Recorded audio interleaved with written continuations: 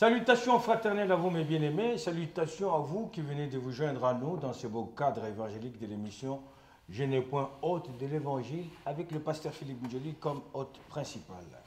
Bonsoir pasteur. Bonsoir bénévole. Comment vous allez pasteur? Écoute, excellemment, tout va très très bien par la grâce de Dieu, comme tu pourrais dire, comme disent les Écritures, grâce sur grâce. Waouh. Oui, oui. Mais en fait, tu sais, la vie d'un être humain sur la terre, c'est la grâce, en fait, c'est la grâce. Et c'est pour ça que quand nous respirons, c'est la grâce. Si nous pouvons nous lever, c'est la grâce. Si nous pouvons parler, c'est la grâce. C'est pour ça, grâce sur grâce. Je n'ai fourni aucun effort pour être ce que je suis aujourd'hui. Plusieurs auraient aimé être à ma place, plusieurs auraient aimé avoir la santé que j'ai, mais ne l'ont pas. Et moi, je l'ai gratuitement par la grâce de Dieu. Mais il est vrai que vous avez un peu fourni d'efforts pour mieux vous couvrir. Ah ben, je me suis parce couvert. qu'il fait froid. Aujourd'hui, je me suis couvert particulièrement parce qu'il fait froid. Nous sommes en hiver. Hein. Ici, en Europe, il fait froid. Du moins, en France, en tout cas, il fait froid. Et dans d'autres contrées, peut-être vous êtes au soleil. Hein, pour vous qui êtes aux Antilles ou en Afrique. Voilà, vous êtes au soleil. Nous sommes dans le froid. Et il est dans notre obligation de prendre soin de ce temple. Parce que c'est un instrument du Seigneur. Jésus dit, les Écritures disent que celui qui ne prend pas soin de son temple ou qui détruit son temple, Dieu le détruira. Nous ne voulons pas me faire détruire, c'est pour ça que j'en prends soin, en essayant de le nourrir correctement, en essayant de le reposer correctement, en essayant de l'entraîner correctement, en essayant de faire tout ce qu'il peut, en le couvrant correctement contre le froid. Oh oui, j'espère qu'ils sont aussi bien couverts. Hein. Bah, j'encourage en tout cas à ne pas mettre du lin à cette période de l'année. Ce n'est pas très conseillé. Mettre de la laine, c'est beaucoup plus adapté, même si le lin est beau et qu'on peut paraître un peu plus chic. Mais bon, ce n'est pas la bonne saison. Attendons l'été, c'est beaucoup mieux. Hein? Vous ne les avez pas salués. Alors, je vous salue au nom de Jésus, ça va de soi. J'aime bien vous dites quand même. Hein. Non, c'est un rappel. Alors, je vous salue au nom du Seigneur Jésus. Que Dieu vous bénisse richement. Et je crois encore une fois de plus ce soir que le Seigneur va certainement nous visiter, nous faire du bien, nous encourager, nous instruire, nous convaincre, nous recadrer, nous réorienter et nous aider encore à être de ceux qui n'ont point à rougir devant lui et devant tous ceux auprès de qui il peut nous présenter, parce que nous sommes environnés Hébreux 12, 1 nous dit, nous sommes environnés d'une grande nuée de témoins. Alors, faisons en sorte que, en étant bâtis, préparés, taillés par le Seigneur, nous puissions répondre valablement à la mission pour laquelle le Seigneur nous a envoyés sur la terre, le représenter comme il le faut. Donc, une bonne soirée. Bien entendu, ça va de soi que nous vous encourageons, comme d'accoutumé, à partager, à faire profiter aussi aux autres ce petit cadre-là, qui certainement va leur faire du bien. Si vous êtes devenu, d'une certaine manière, assidu à ce rendez-vous du lundi soir, je pense que ça peut aussi faire du bien aux autres. Alors, faisons en sorte que nous puissions les mettre à leur disposition. Hein? Même s'ils ne le regarderont pas aujourd'hui, mais au jour du malheur, certainement, ils auront besoin de la parole du Seigneur et auquel cas, elle sera déjà à leur disposition et ils pourront s'en servir. Voilà, une excellente soirée. Que le Saint-Esprit, en tout cas, soit notre conducteur, soit notre inspirateur et que nous puissions être tous sous sa direction. Oui, partager. En effet, c'est aussi la démarche qui a été menée par l'équipe MDPPN qui, pour aussi élargir les champs de partage, ils ont été en contact avec Chemin TV. Oui, Chemin TV. Espace sur lequel nous aurons à pouvoir passer désormais. Absolument. Désormais, je crois qu'à partir de cette émission, depuis la semaine dernière déjà, on a déjà commencé. Il y a 2 semaines déjà qu'ils ont commencé. Ah, il y a 2 semaines. Oui. Ah bon, écoute, en tout cas, tu es mieux informé que moi. Je travaille avec l'équipe. Hein. Voilà, donc depuis 2 semaines déjà, on passe sur Chemin TV, le bouquet Orao. Le bouquet Orao et CP La TV. CP La TV, dans ce bouquet-là, en tout cas, on y passe. En fait, le souci, c'est quoi? Voilà. Le souci est que l'évangile puisse être répandu au maximum. Quand nous le faisons vraiment avec le fardeau d'instruire, d'apporter le peu que Dieu nous a donné à son peuple, d'apporter notre pierre dans l'édifice, Faire en sorte que le nom du Seigneur soit annoncé. Et c'est ça le fardeau même, c'est ça qui bat au cœur du Seigneur, c'est ça le souci du Seigneur, et que le maximum de personnes puissent être atteints. Et lorsque nous regardons le livre de Matthieu, chapitre 24, au verset 14, lorsque nous regardons le livre de Romains, chapitre 11, la Bible nous montre au verset 25 au verset 26 qu'il faudrait que l'évangile soit annoncé et que le dernier de ceux qui doivent entrer dans la bergerie puisse y entrer. Et alors viendra la fin. Et c'est pour cela que dans les contrées, nous ne pouvons pas aller, nous essayons avec nos deniers, essayer de financer ces choses-là.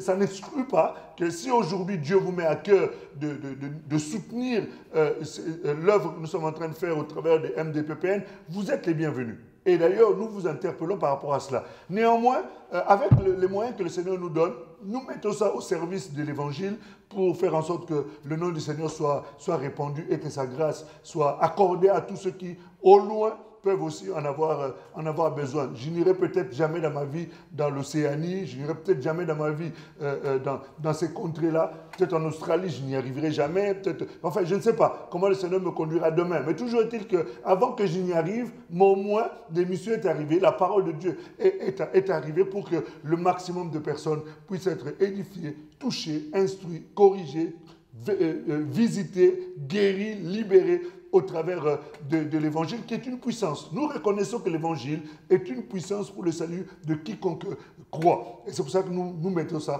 à la disposition de tous, par la grâce de Dieu. Aujourd'hui, je crois que ça passe aussi en Afrique, en Angleterre et dans d'autres contrées encore. Par cette chaîne... au travers de ces bouquets-là. Chemin TV, en effet. Nous profitons par cette occasion, vous comprendrez bien que on ne cesse de fournir des efforts au niveau de l'équipe MDPPN pour pouvoir propager la bonne nouvelle et surtout propager les éléments de cette émission Génépo de l'Évangile. Raison pour laquelle, de manière tout à fait particulière, je m'en vais remercier sincèrement l'honorable Congolais Eska. Il aime bien qu'on l'appelle comme ça. Bon, Eska. Voilà. Cela étant, pasteur, comme me disait mon ancien professeur, revenons à nos moutons. Oui, je pourrais dire à nos brebis, c'est beaucoup plus adapté à à la population qui nous écoute. Les moutons. C'est un dicton, pasteur. Oui, mais j'ai voulu corriger ce dicton-là et, comme on dit, le mettre à jour. D'accord. Revenons à nos brebis alors. Voilà. Donc, nos brebis, c'est vrai, c'est une émission qui aujourd'hui, qui aujourd'hui va à sa quatrième étape. Le sujet, c'était l'esprit de conquête. Oui, l'esprit de conquête que nous avons essayé de commencer depuis quelque temps déjà, oui, là, par la grâce de Dieu, absolument. Les frères et sœurs qui n'ont pas suivi les différentes émissions, il y en a déjà 3, vous n'avez qu'à revenir sur notre page et vous trouverez la première, deuxième, troisième émission. Mais j'ai constaté qu'on utilise beaucoup Facebook, mais on ne parle pas souvent de notre page MDPPN TV sur YouTube. Oui, mais pour cela, on peut demander à la technique dorénavant de pouvoir faire défiler une petite bande d'annonces qui pourra renseigner nos frères et sœurs que nous passons aussi sur d'autres espaces que sur Facebook. Absolument. Voilà. Donc, l'esprit de conquête, pasteur, vous avez défini, vous avez dit de quoi il s'agissait, et vous avez donné un exemple, le personnage, vous avez cité un exemple en le développant, le personnage de Josué. Et que après cela, vous nous avez dit comment conquérir son territoire, parce qu'il a été mis en possession, il nous a été arraché par l'ennemi, et puis il fallait avoir un esprit de conquête pour pouvoir reconquérir son terrain. Et le dernier point qui a été traité, c'était les différentes caractéristiques d'un conquérant. Ça veut dire qu'un conquérant, il doit être courageux, il doit avoir du courage en se fortifiant par soi-même, par la parole de Dieu, par la foi. Et vous avez dit aussi qu'il devrait être dans une détermination ferme. Sans faille. Sans faille. dans son entreprise, des conquêtes. Absolument. C'est toute une entreprise quand même. Ben, la conquête, c'est quelque chose, c'est tout un état d'esprit en fait qui doit animer chaque chrétien que nous sommes, chaque serviteur que nous sommes, chaque enfant de Dieu que nous sommes, chaque fils et fille du royaume que nous sommes, pour faire en sorte que dans tout ce que nous pouvons faire, que cet esprit-là nous anime pour nous impliquer et nous investir de manière à ce que les choses soient faites, de manière à ce qu'il y ait un résultat, mais un résultat positif, quels que soient les obstacles, quelles que soient les oppositions, quelle que soit l'adversité, que nous puissions atteindre l'objectif malgré tout, coûte que coûte. Voilà.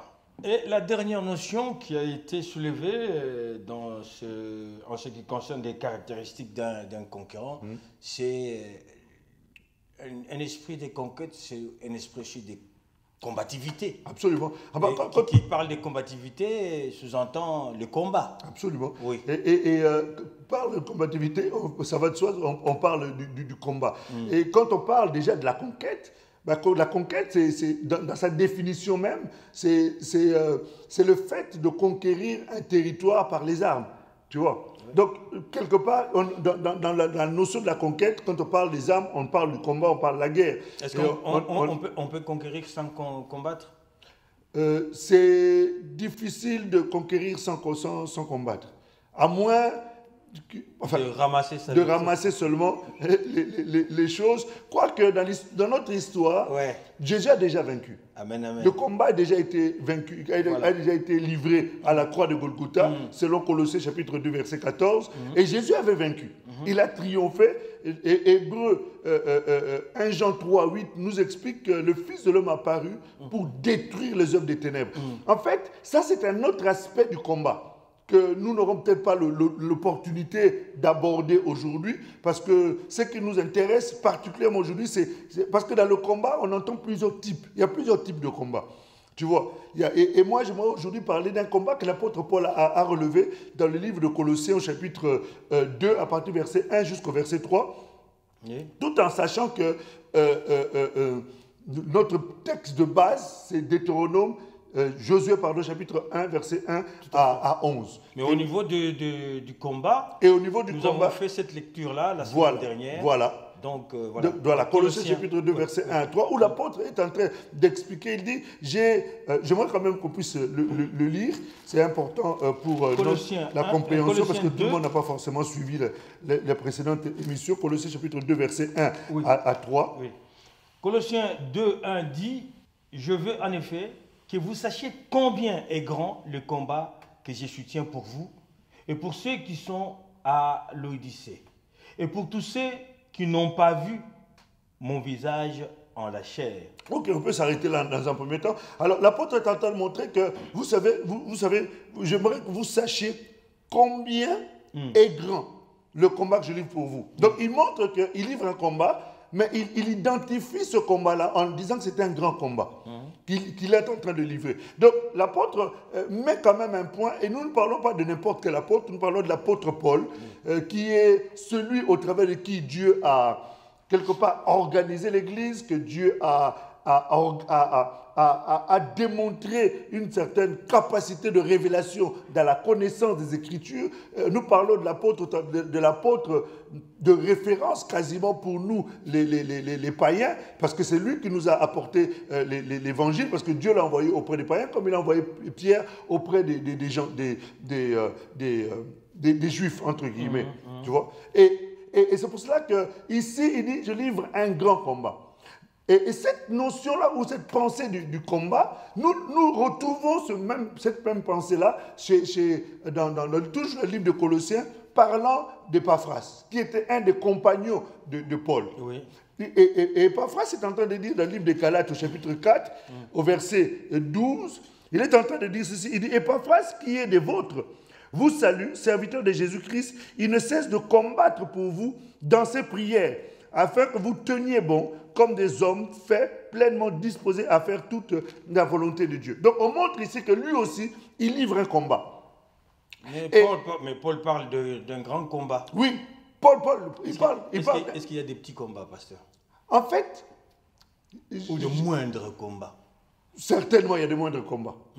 Certainement, il y a de moindres combats parce que lui, en tout cas, il identifie celui-là comme étant un grand combat. D'accord. Et ce grand combat-là, nous en verrons tout à l'heure la teneur, qu'est-ce qu'il appelait lui, grand combat. Voilà. Mais juste pour étayer un peu, comprendre la pensée qui tourne autour de cette notion-là du combat, l'apôtre, toujours parlant d'Épaphras, il dit que lui aussi, il est en train de combattre dans la prière. Oui. Et on voit que dans sa prière, lorsqu'il combat, il ne combat pas contre les démons, il ne combat pas contre les puissances occultes, il ne combat pas contre les sorciers, contre les magiciens, contre ceci, cela, mais il combat pour une chose pour laquelle les gens ne combattent pas trop.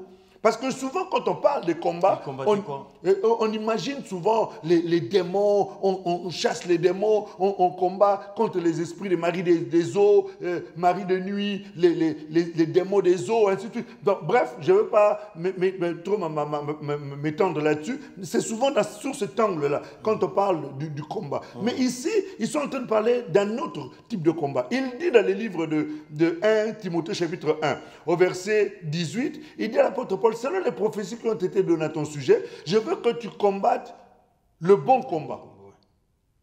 Et dans 1 Timothée, chapitre 6, verset 12, il dit encore à Timothée, je veux que tu combattes le bon combat, et cette fois-ci, il précise, de la foi.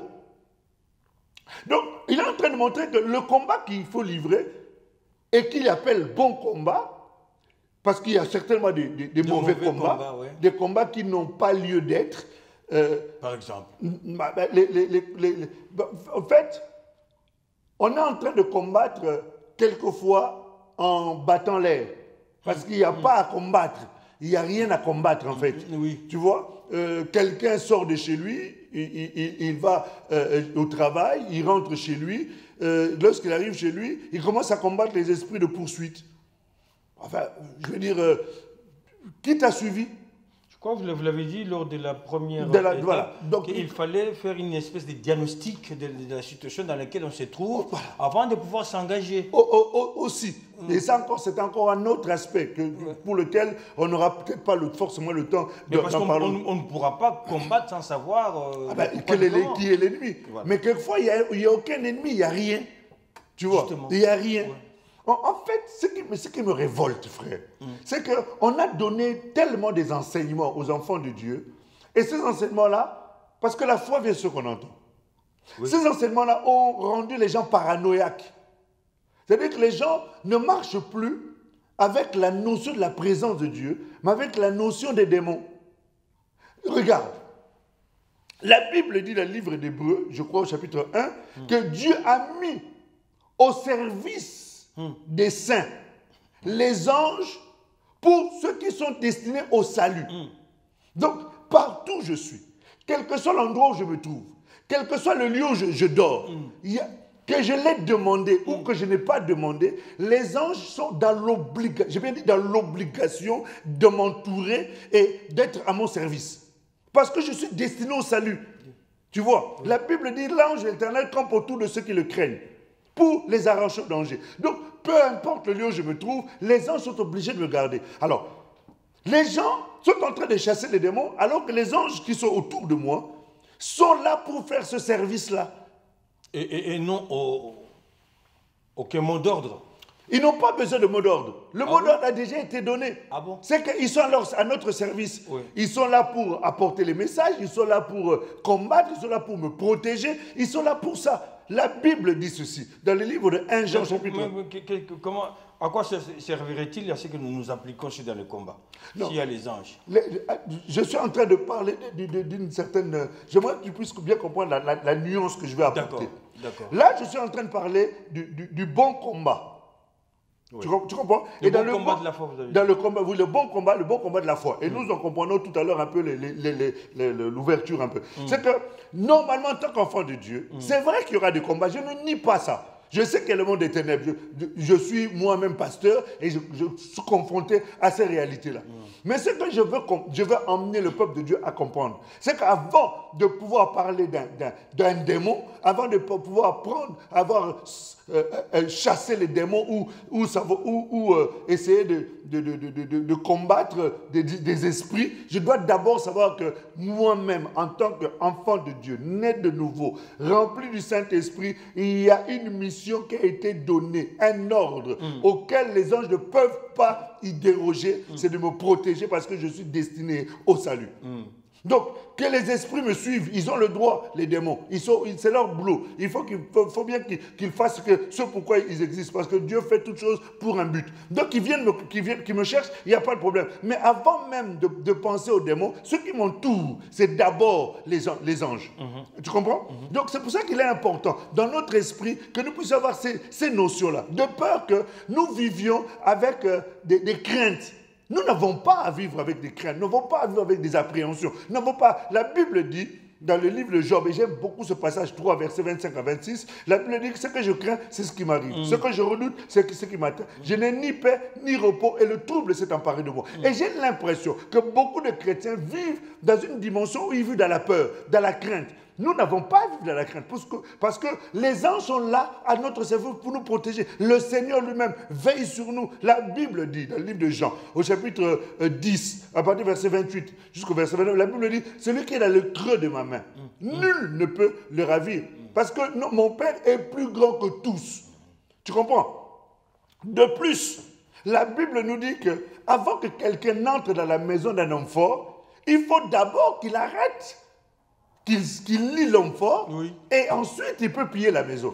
Or, l'homme fort de nos vies, c'est qui? C'est Jésus qui est l'homme fort de notre vie. Je vois très mal quelqu'un qui peut venir lier Jésus dans ma vie et peut commencer à piller ma vie. Vraiment. À moins que moi-même j'ouvre la porte, que je donne accès au diable. Auquel cas, c'est autre chose. Parce que la Bible nous dit, dans le livre d'Éphésiens au chapitre 4, versets 26 à 27, la Bible dit, ne donnez pas accès au diable.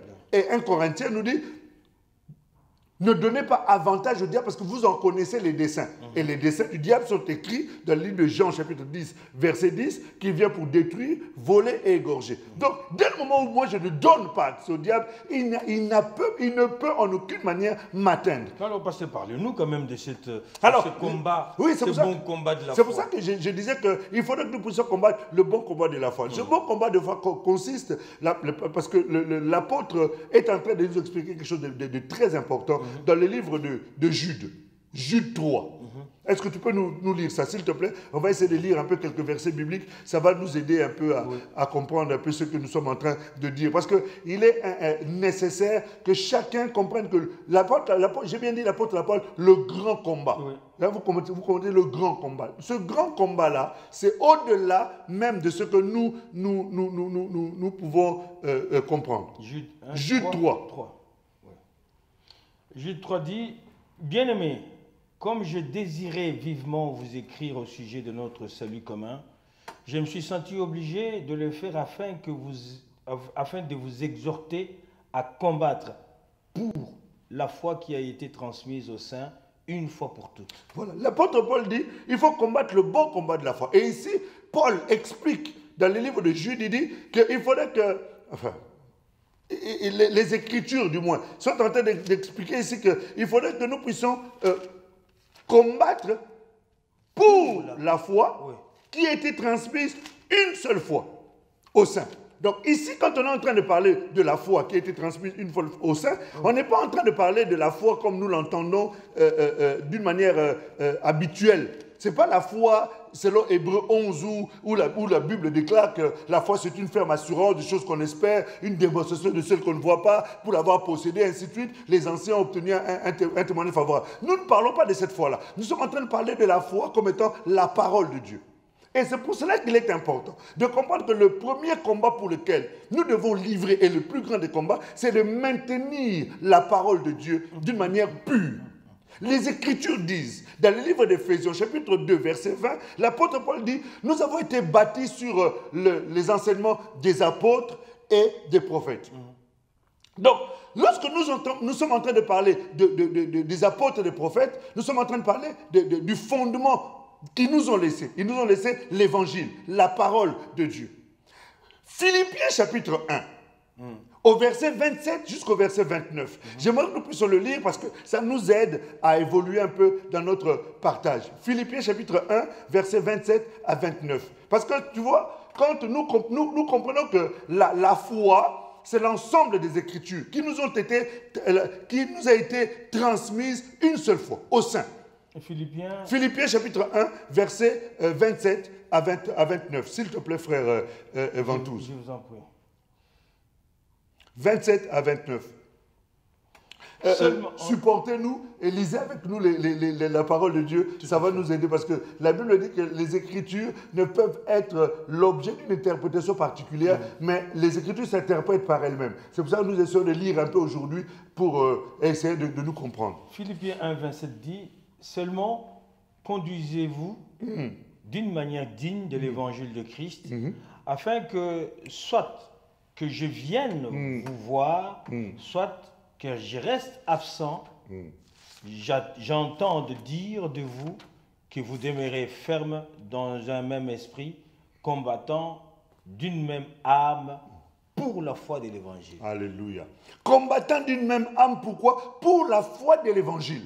Tu vois, là, quand on est en train de parler de la foi de l'évangile, on est en train de parler justement de cette notion-là, de la parole, de la foi qui a été transmise une fois. Et cet évangile-là, l'apôtre Paul est en train de dire, dans le livre de Galates, il dit, chapitre 1, il dit, écoutez, ce n'est pas qu'il y ait un autre évangile, mais si quelqu'un vous apporte un autre évangile, je déclare que cette personne soit considérée comme étant anathème. Tu sais, dans la Bible, à part le premier livre de Corinthiens, chapitre 5, où l'apôtre Paul est en train de livrer les gens à Satan, nous voyons également l'apôtre Paul livrer Hyménée Alexandre à Satan. Pourquoi? Parce que la Bible montre qu'ils ont tordu le sens de l'évangile.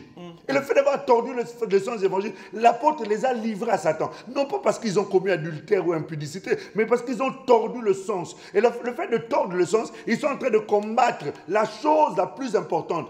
Au lieu de combattre dans le bon sens, la Bible dit il n'y a d'arbre que pour la vérité, pas contre la vérité. Et ils ont voulu combattre la vérité. Et c'est la raison pour laquelle l'apôtre les a livrés entre les mains de Satan. Pourquoi? Parce que nous, si nous devons combattre pour la foi de l'évangile. Qu'il n'y ait pas, non pas qu'il y ait un autre évangile. Et l'apôtre dit que même si un ange descendait, venait vous annoncer un autre évangile, que cet ange-là soit maudit. Tu comprends? C'est pour ça que la foi de l'évangile, nous devons combattre de telle sorte que cette foi soit maintenue authentique. Écoute un peu. Dans le premier livre de Corinthiens, j'entends ta question, elle arrive. Dans le premier livre de Corinthiens, au chapitre 15, j'aimerais que nous puissions lire ça, quelque chose là-bas. 1 Corinthiens, chapitre 15. Tu sais, il est important de comprendre le combat que nous devons livrer. C'est d'abord le combat pour maintenir l'évangile selon les termes par lesquels cette parole a été donnée. Je suis sur 1 Corinthiens 15. Alors, lis-nous le premier verset, s'il te plaît. Je vous rappelle, frères, l'évangile que je vous ai annoncé, que vous avez reçu, dans lequel vous avez persévéré. Alléluia. Dans lequel vous avez quoi? Persévéré. Donc, il faut persévérer dans cet évangile-là. Continue. Et par lequel vous êtes sauvés. Si vous le retenez tel que je vous l'ai annoncé. Selon?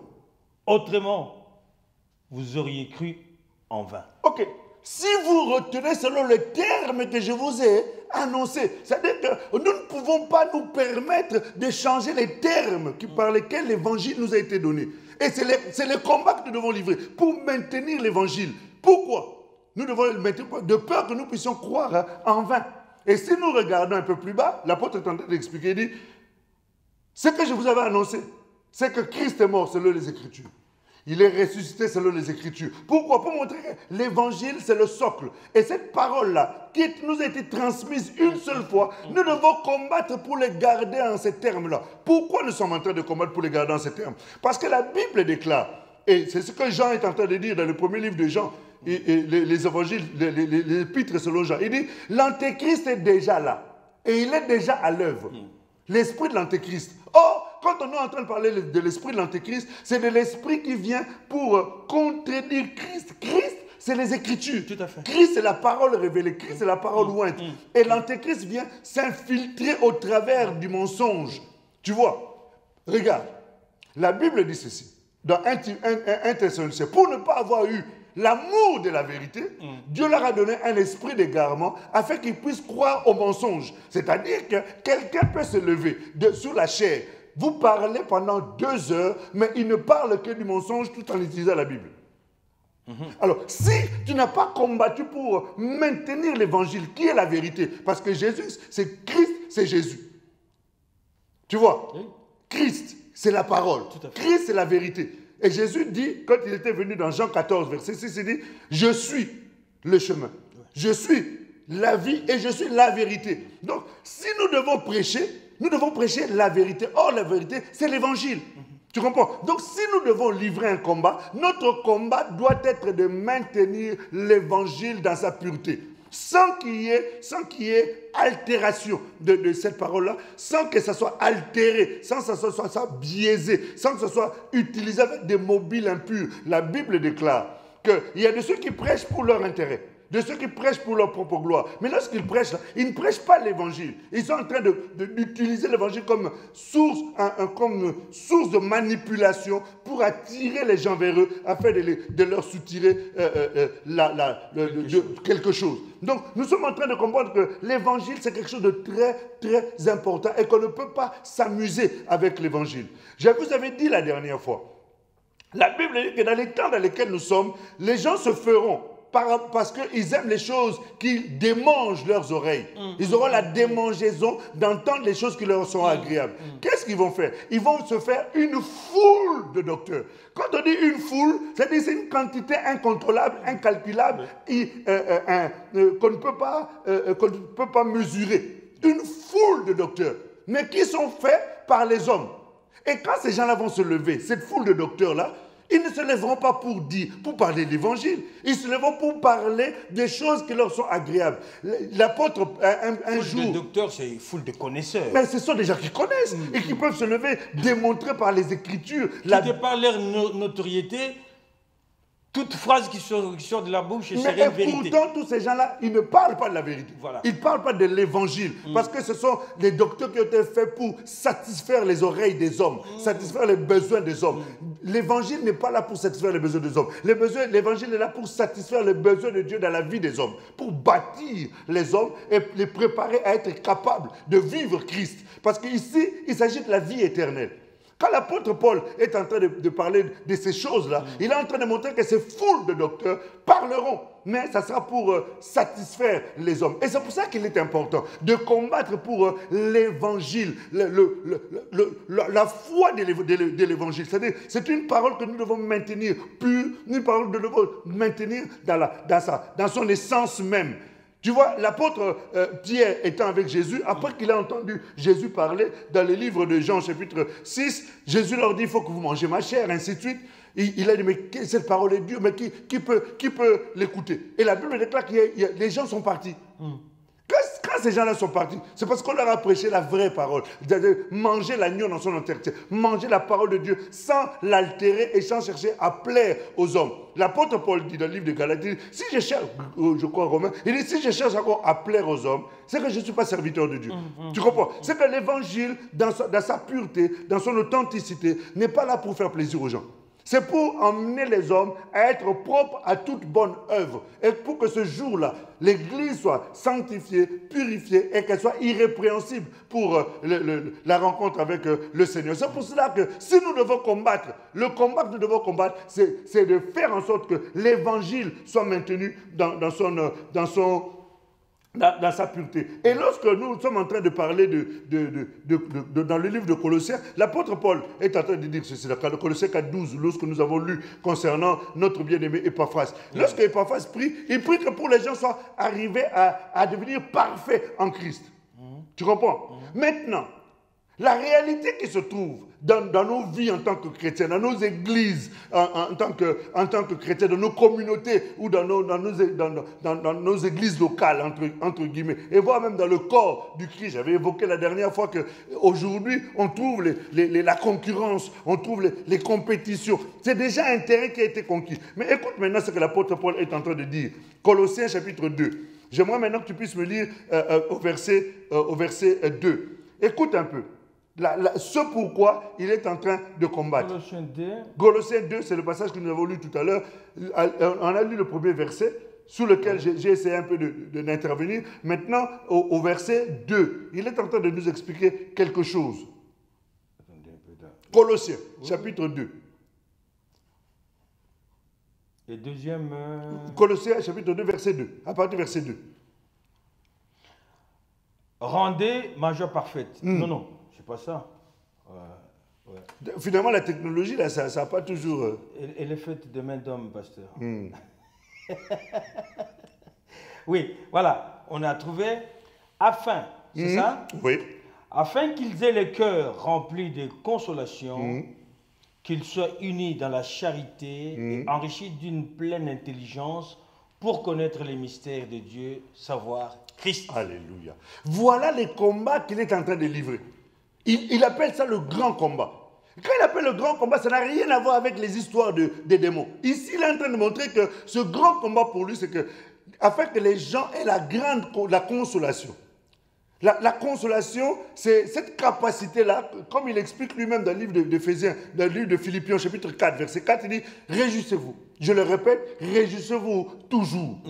C'est-à-dire, la consolation, c'est cette capacité à être toujours joyeux, à être toujours joyeux, à être toujours joyeux. Quelles que soient les épreuves, quelles que soient les difficultés, quels que soient les problèmes, que nous puissions maintenir la joie qui ne dépend pas des choses de ce monde. La Bible dit, dans le livre de Romains, que le royaume de Dieu ne consiste pas dans le manger, dans le boire, mais dans la paix, mais dans la joie et la justice par le Saint-Esprit. Voilà sa prière. C'était pour que la joie soit dans le cœur de son peuple, la consolation de Dieu, soit dans le cœur de son peuple, que le peuple ne pleure plus, que le peuple ne se lamente pas, mais qu'il soit constamment dans la joie. Ça, c'est le premier point pour lequel il combattait. Deuxième point pour lequel il combattait, et on l'a souligné à juste titre là, il combattait pour que nous puissions avoir l'unité dans l'amour.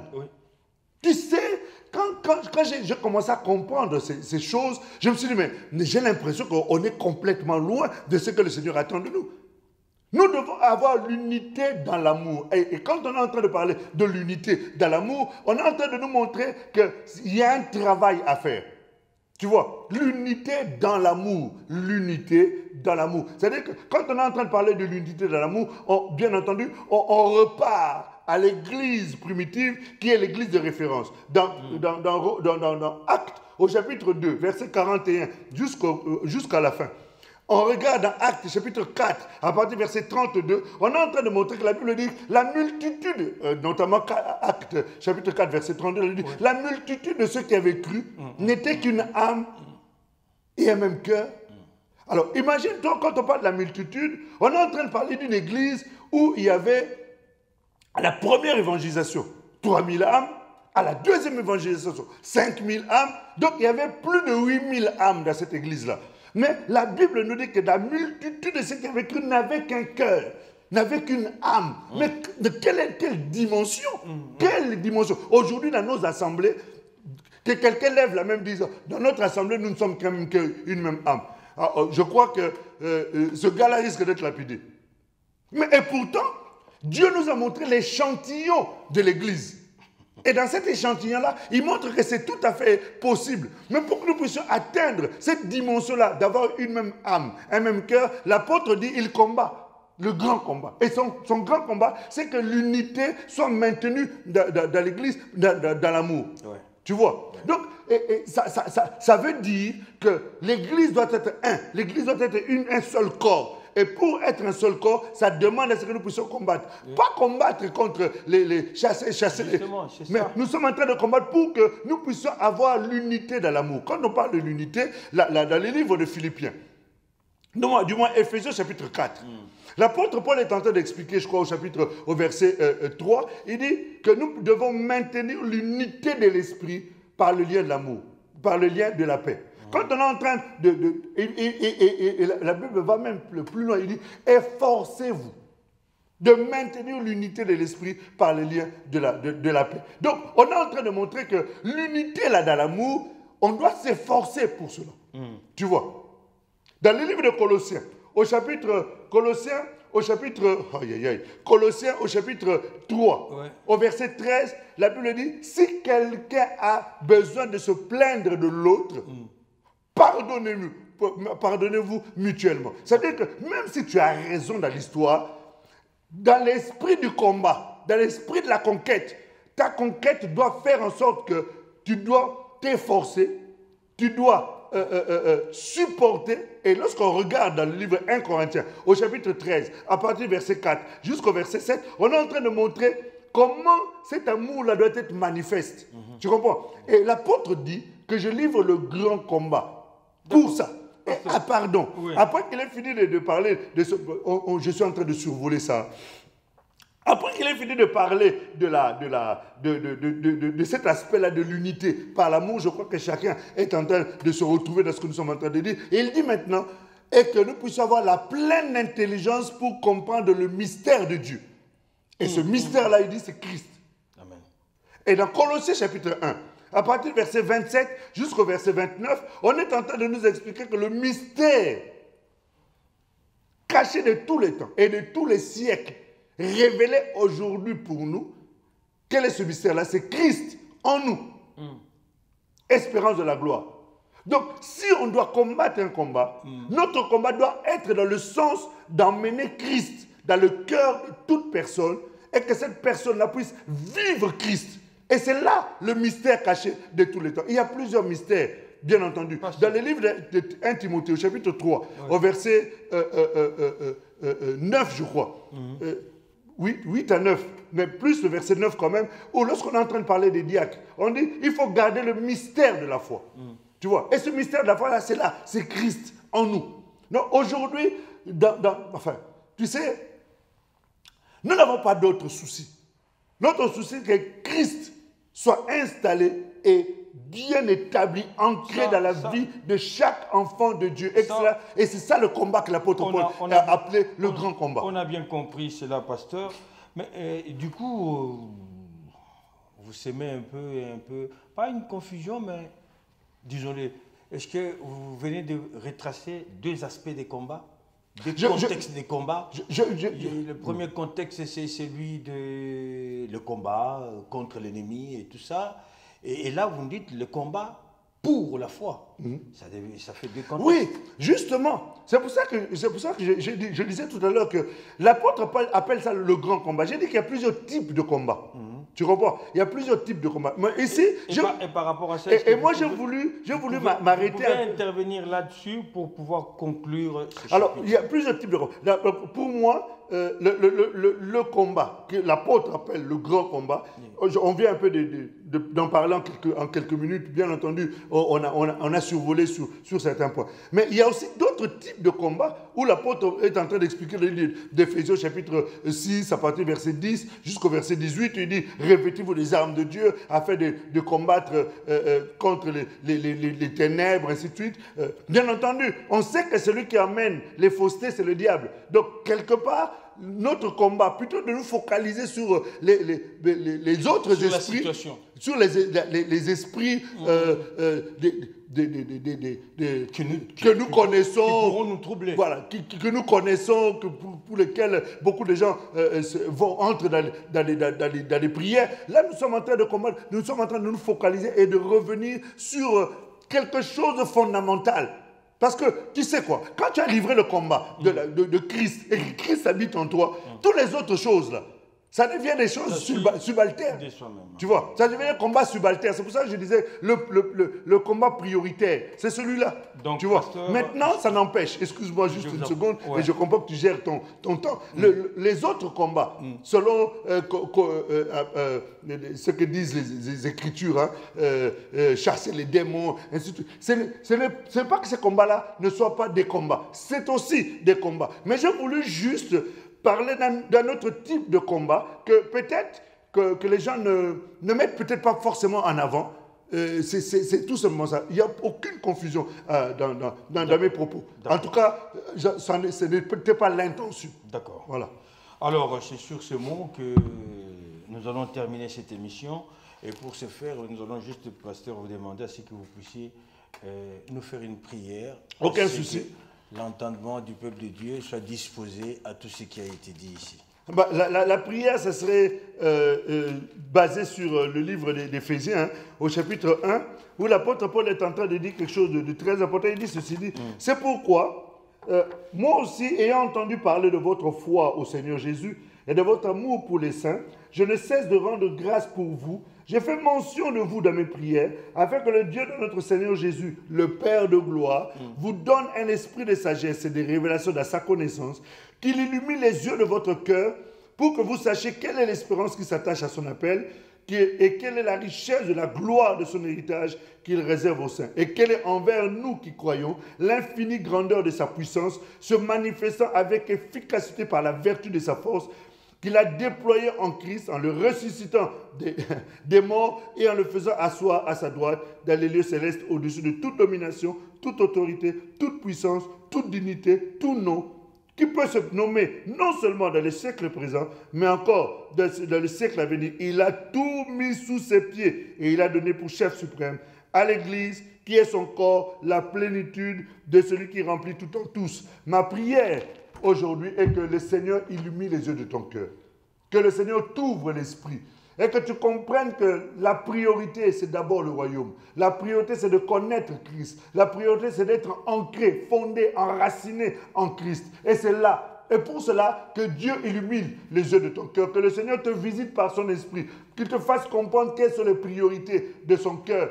Les autres combats, nous en parlerons par la grâce de Dieu si un jour le Seigneur nous permet que nous revenions sur ce sujet. Mais toujours est-il que ce qui est nécessaire et important aujourd'hui, c'est que nous combattons le bon combat, le combat de la foi, que nous puissions maintenir l'évangile en ces termes, comme cela nous a été communiqué par les apôtres avec la révélation qui a été donnée au travers des prophètes. Telle est ma prière, que le nom du Seigneur Jésus vous bénisse et que le Saint-Esprit puisse vous assister là où vous êtes. Seigneur Dieu notre Père, c'est encore avec reconnaissance et gratitude que nous élevons nos voix au-devant de ton trône pour te recommander ce peuple qui t'est si précieux, pour lequel tu as versé le sang à la croix de Golgotha, ce peuple que tu t'es acquis au prix de ta vie, Seigneur Dieu de gloire, que tu veux zéler pour les bonnes œuvres. Tu as dit à Paul, garde ton enseignement. Paul parlant à Timothée dit, garde ton enseignement, parce qu'elle te sauvera toi et elle sauvera tous ceux qui t'écoutent. Seigneur, nous prions pour tous les serviteurs, les hommes de Dieu, Seigneur, que tu as appelés, et toutes les femmes, Seigneur, qui enseignent ta parole auprès des autres femmes. Seigneur, donne-leur de comprendre, oh Dieu, d'une manière profonde, Seigneur Dieu de gloire, et qu'ils gardent l'enseignement qu'ils sont en train de donner pour leur propre salut et pour le salut du peuple, de peur, oh Dieu, que ce peuple se perde, Éternel, au travers des faux enseignements qui se sont infiltrés, oh Dieu. Garde-nous, je te supplie, selon la richesse de ta miséricorde, Dieu de mon salut, de peur, Seigneur, de manière à ce que ton peuple soit préservé, Seigneur, et que ton Église soit, Seigneur, Dieu de gloire, oh Dieu, préparée pour le grand jour de la rencontre. Je bénis ton nom, Seigneur, pour l'œuvre de ton esprit dans le cœur de chacun. Illumine les yeux de ton peuple, Dieu, et donne à chacun, Seigneur, d'avoir un esprit de recherche, un esprit d'investigation, c'est là que nous dit Pierre, pour que chacun se donne, éternel Dieu de gloire, à rechercher les choses. Et en le recherchant, je sais que tu donnes, Seigneur, à ceux qui ont soif, éternel Père Saint. Reçois la gloire et la louange, l'honneur, la puissance, le règne, mon Seigneur, mon Maître. Que tout esprit, Seigneur, de mensonge et de fausseté soit éloigné, Seigneur de gloire, de ton peuple, oh Dieu. Et que la lumière, Seigneur de gloire, oh Dieu, de l'évangile, la lumière, Seigneur de gloire, de ton esprit éclaire, Seigneur, le chantier de chacun. Louange, gloire et grandeur te reviennent à toi, l'unique véritable Dieu, au nom précieux glorieux de Christ et Jésus.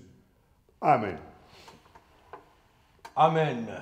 Ayons un esprit de conquête et pour ce faire, il faut avoir du courage en nous fortifiant par nous-mêmes, par la foi, par la parole de Dieu, par l'Esprit de Dieu, oui, en ayant toute une détermination et aussi en sachant bien distinguer le type de combat. Et en sachant que les vrais et bons combats, c'est les combats de la foi, c'est-à-dire combattre pour la foi et non par la foi. Oui, on peut combattre par On combat aussi par la par foi, mais pour la foi. Amen. Donc, vous avez bien compris, bien de bonnes choses chez vous. Nous vous remercions sincèrement de nous avoir suivis. Nous remercions particulièrement la chaîne Chemin TV qui nous transmet, par laquelle nous passons aussi, et plus particulièrement aussi son responsable, l'honorable congolais Eska. Et juste pour vous dire que ces documents est sous la direction de l'équipe MDPPN, a été réalisé par Bart Luboyangoy et supervisé techniquement par l'ingénieur, l'homme à tout faire, Steve Malungone. Merci beaucoup encore une fois et bien de bonnes choses chez vous. Ciao et à lundi prochain. Bye bye. Merci, pasteur. Merci beaucoup.